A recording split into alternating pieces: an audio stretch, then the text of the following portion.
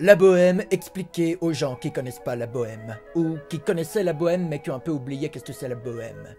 La Bohème, c'est le titre d'un opéra composé en 1896 par Puccini.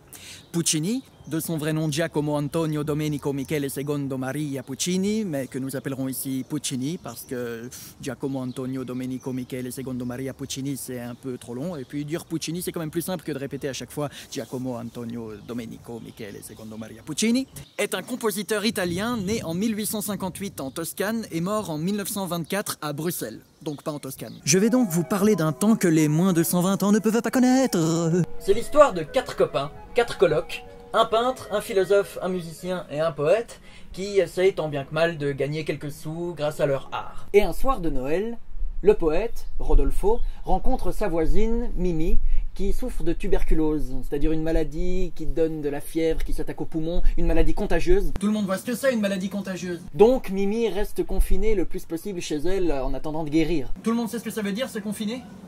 Non, parce que je demande, c'est une histoire qui se passe il y a plus d'un siècle, alors j'ai peur que ce soit des thématiques qui nous parlent plus beaucoup aujourd'hui. Bref, en 2 mots, Mimi et Rodolfo commencent à vivre une histoire d'amour qui leur permettra bien entendu de chanter des airs d'opéra de ouf. Abordons maintenant la thématique.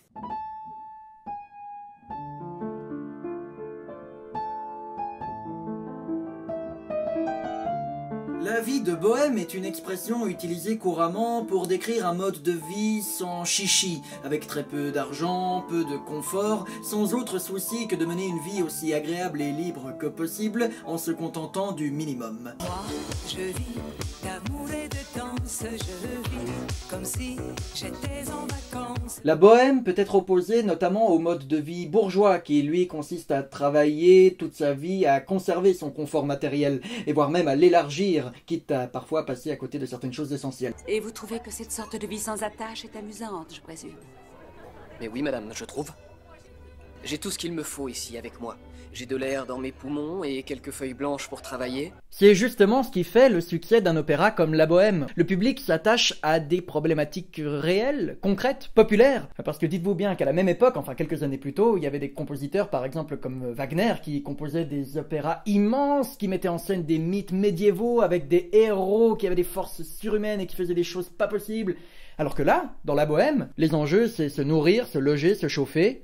Et sinon, pour le reste, l'humour, l'amour, la débrouille, la générosité, la créativité. Mais parce qu'il y a toujours un mais, sinon il n'y a pas d'histoire. La vie de bohème, ça fait rêver, mais elle n'est jamais à l'abri de son côté obscur qui est la misère. La pauvreté peut évidemment avoir des conséquences tragiques.